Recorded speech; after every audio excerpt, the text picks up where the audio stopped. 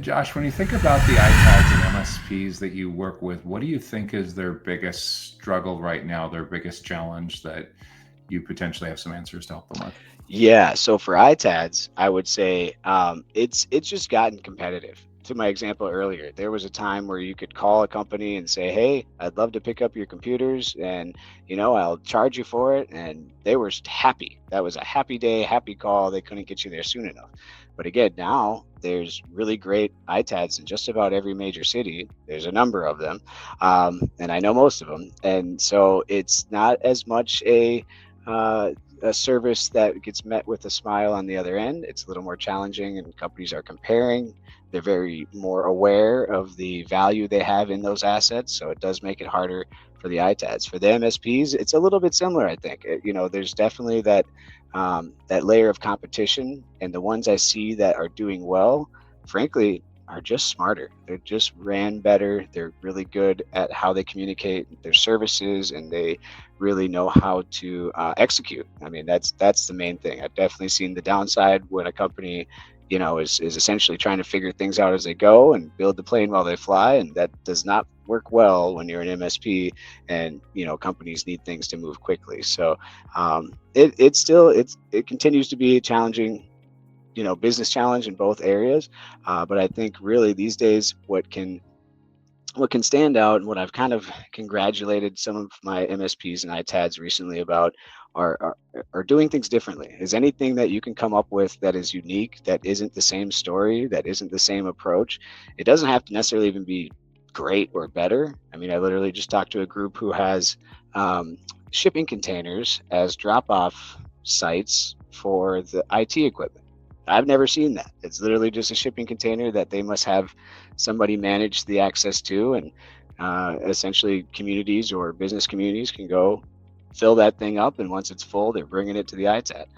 That was brand new today to me. I've never seen that, but I applaud that company to say, okay, well, you're trying something different, right? You're doing it another way, and I think that's really the key, is just get creative, find some other ways to do this.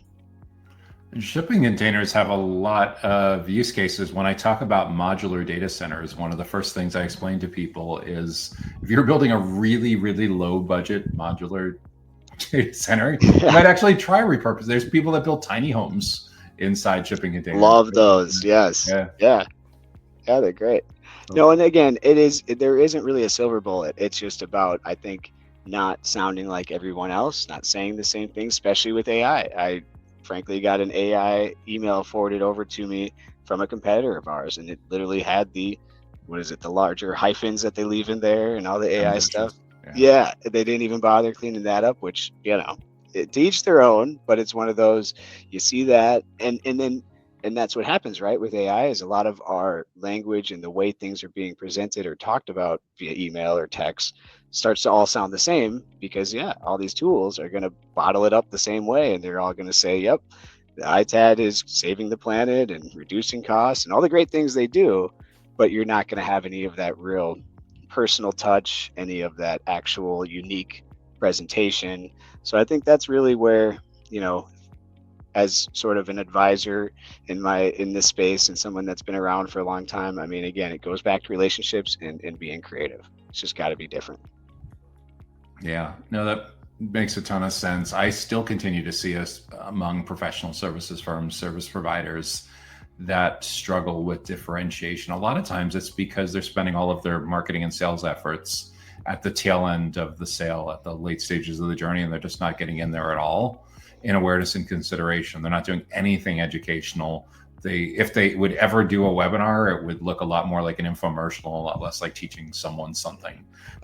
They think in terms of data sheets as opposed to like publishing an ebook or a planning guide or something like that. And they feel that like that stuff's only for really big companies. Like, no. This is the way you punch way above your weight class, and the way you save your differentiation is because they're spending a lot more time with you. Oh yeah, and we're guilty too from that small business side of just, you kind of see something on a website or you see something out there and you're like, oh, that is a nice way to do it. And then you sort of gravitate to it, and before you know it, you're sort of parroting some of that unintentionally, and it's tricky. There are some good ideas and good ways to put things, but again, getting creative is key for sure. Josh Heath at WipeOS, and you're watching the Data Center Go to Market podcast.